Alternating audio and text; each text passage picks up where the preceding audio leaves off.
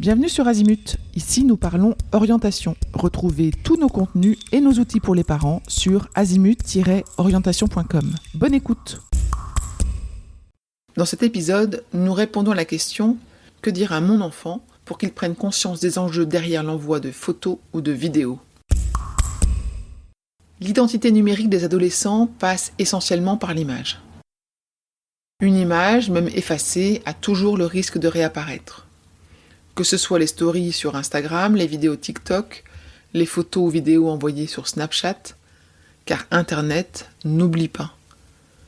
Demandez-lui donc de réfléchir avant de publier une photo ou une vidéo.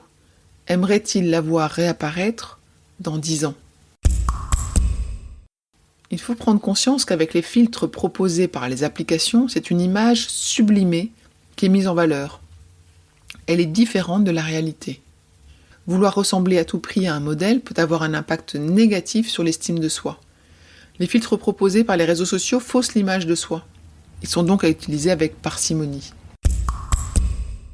On parle d'hypersexualisation quand des mineurs se représentent dans des tenues vestimentaires et dans des postures qui ne sont pas adaptées à leur âge, parce que très sexualisées ou stéréotypées, dans le but d'imiter des stars ou des influenceurs admirés.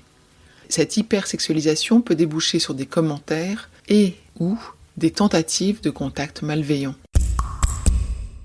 Les réseaux sociaux incitent à dévoiler son intimité et sa vie privée. Une demande de partage de photos intimes, c'est non. Nul ne sait où elles seront diffusées. Intime, c'est ce qu'on ne montre pas en public. Point. Que faire concrètement ? Voilà quelques idées et conseils.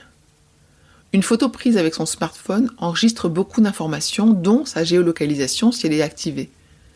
Il peut être intéressant de se géolocaliser uniquement quand c'est nécessaire. Toujours demander l'autorisation avant de publier et d'identifier quelqu'un sur une photo ou une vidéo.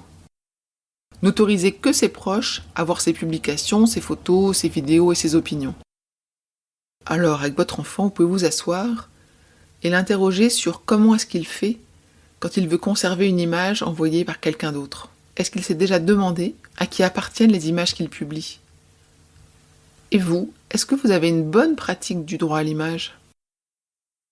En bonus sur cet épisode, et pour entamer la discussion avec votre enfant, nous indiquons dans les notes un lien vers une vidéo de la CNIL. Ça s'appelle CNIL, réfléchissez avant de cliquer. Pour aller plus loin dans l'accompagnement de votre enfant, rendez-vous sur azimut-orientation.com. Tous nos contenus y sont classés par thématique et vous pourrez consulter notre calendrier, notre annuaire d'experts et vous inscrire à la newsletter pour ne rien louper. Merci pour votre fidélité. À bientôt.